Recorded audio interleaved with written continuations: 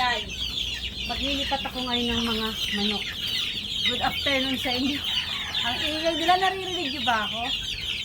Well, ito na yung ating ito na yung ating paglilipat ng ating mga sisig. Pasensya niyo na akong tsinelas. Favorite ko itong pambahay.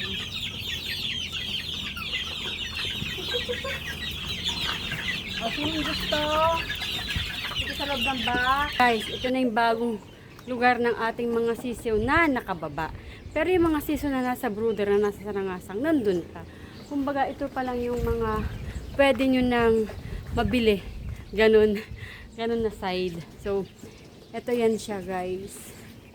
Itong lugar na to. Kumbaga, dito pwede magpili, pwede nyo tingnan kung anong gusto nyo mga sisiw. Ayan. Yan na yung lugar. So, magiging tatlo dito yung grass pen namin para sa mga sisiw. 1, 2, saka yung isa. Yung bagong gawa na isa. Ito yung itsura niyan. Tapos guys, ngayon, nakalipat na sila. So, mag-start na rin kami magbigay ng bakuna.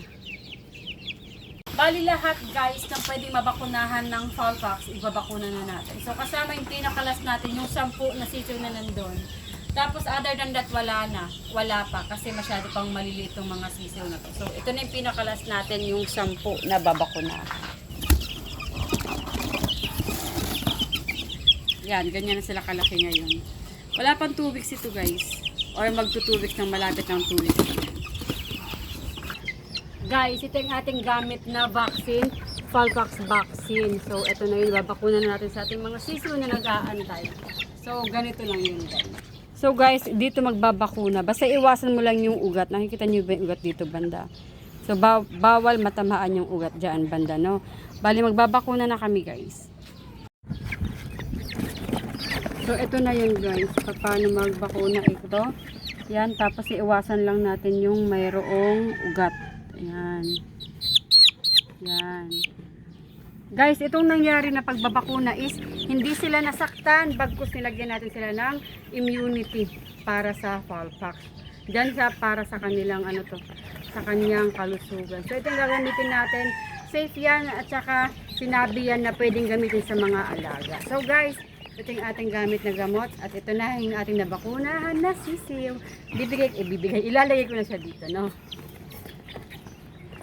Magbabakuna na kami ng iba. Siyempre, hindi na namin papakita sa inyo isa-isa. Basta importante, nakita nyo na bawal matamaan yung kanilang ugat dito sa kanilang sa kanilang wing web. Ayan. Guys, eto na yung mga sisiw na kinuha doon. 24 yan sila guys, 24. So, magbabakuna ulit. Tapos, dito naman yung kanilang bagong lugar. Guys, ayan na sila. Nalipat na natin mula sa box. Nalipat na natin nila sa kanilang grass pen. Siyempre, nabakuna na natin sila. Sa sobrang dami nila guys, meron silang hapulan 3. Ayan. So, dyan na muna sila magliliwaliw. Next naman na ibabakuna yung ating bagong lipat din. Tabi mo na lang. Na medyo malalaki. Tabi mo na lang, tabi. Ayan. Yan, dapat ganyan. Yan. Ito na sila guys. So, ito yon yung meron ng mga marker. Ayan sa kanilang mga paa. Kung napansin nyo, may blue, may black. Ayan, yan sila. Yung ating next na ibabakuna. Excuse me. Ang cute ng cobra. Alalaki ng butche. Ang cute. Chik. The most fluffiest. Ito naman guys, ngayon ililipat natin yung mga sisiw na nandun sa may arawan. Pero syempre, bagong lahat, kapatan din natin ng putsin. Karakalpot. Masyawa.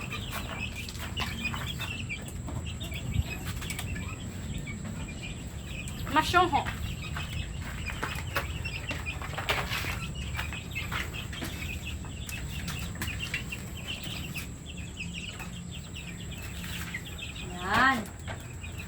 Tapos, ililipat ko na yung mga nandun sa pinakaunahan, di ba? Tapos ito, mamayang gabi, ito na lang sisindihan nating ilaw.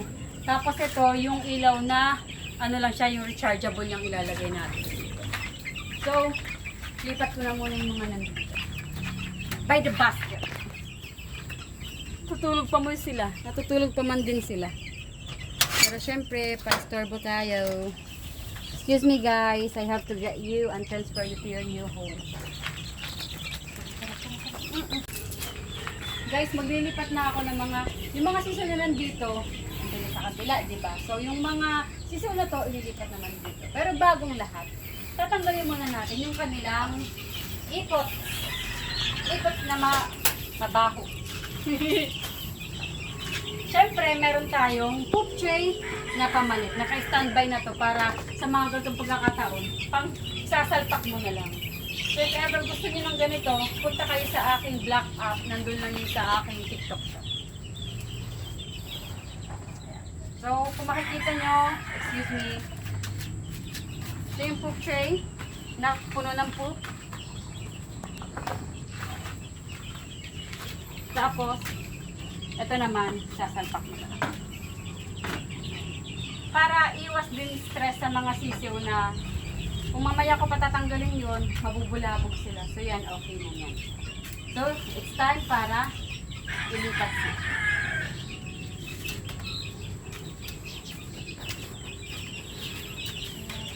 Hello, good morning. Excuse me. Sinong gusto lumipat na una? Tara. Doon tayo sa kabila.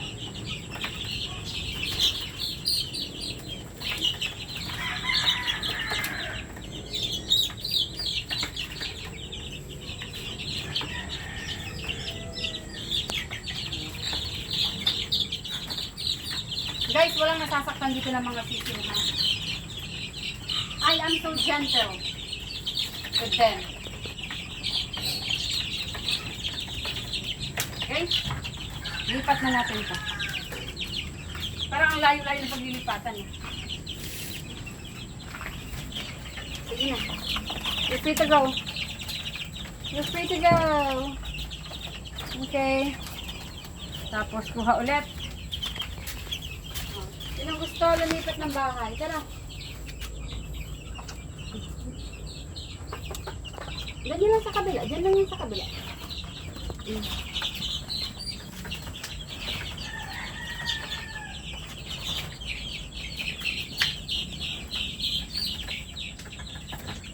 Ito naman guys, ang kanilang paglilipatan.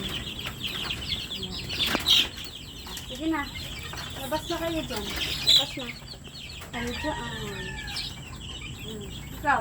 Ayan. So, lahat na yan sila nandyan. Ang ganda ng batch na to. Marami silang naked neck chicks. Ayan o. Yung walang balahibo sa batal. Yung walang balahibo sa leeg. Yun yung tinatawag na cobra. O di kaya naked neck chicken. So, anak sila ni Machug Papito at saka ng ating golden sweater na si Miss You. So, ang mayroon tayo dito is yung cobra na golden sweater. Nagtatawag sila, yung pagkain nyo. Oh. Sige, ang cute nyo. Siguradong hindi na kayo maiinitan. At saka malalanigan dyan. Guys, ito naman ang ililipat natin doon sa isa. Diba tatlo yung grass pen doon?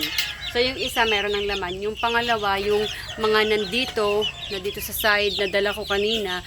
Tapos yung pangatlong grass pen, ito yung gagamit. Hindi sila malikot guys. Tahimik silang batch. So, yun ang ililipat natin doon kasama. So guys, magliligpit na muna ako. Tapos, maya-maya, back to reality na naman. Ligpit, pakain mamaya, tapos magsasara na naman. So, ganun lang ang aking daily activity dito sa pag-aalaga sa aking mga manok dito sa likod ng aming bahay. So, hanggang sa muli guys,